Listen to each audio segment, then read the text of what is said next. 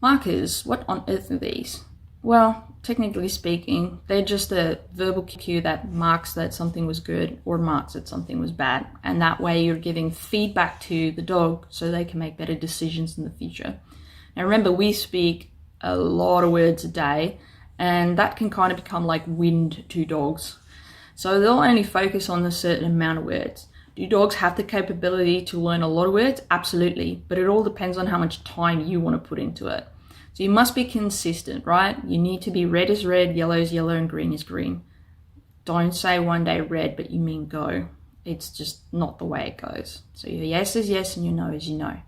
And we need to make sure that we communicate and give them constructive feedback. So thumbs up or thumbs down for their use. So I have 4 markers in my system. So one is where it's called a direct reward marker, where the dog gets rewarded from me.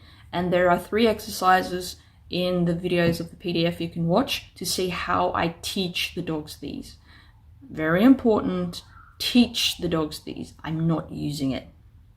2, I then have an indirect reward marker, which means the dog gets permission to have it, but it actually comes from an external source, meaning it comes from a person or the environment. Wink, wink, nudge, nudge. This is usually temptations. 3, I have a leave it marker. This marker means leave it.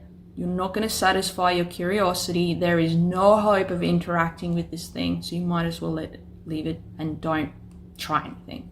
There will be a couple of videos in there for you to look at. There's different ways that I teach this as well as practice it.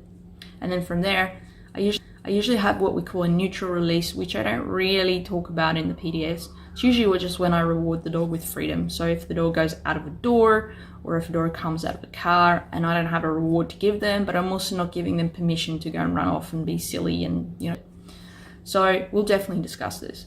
I would like to remind you that, again, consistency is going to be key. So you need to make sure that whatever you say, you do. For your indirect reward marker and your direct reward marker, you say it, you pay it. That is the deal. For the leave it marker, there must be no hope that the dog can actually get rewarded for being disobedient. And then for the neutral marker, it's just a really nice one to say, you're released from whatever you're doing, but I have nothing for you and you can go and be a dog within reason.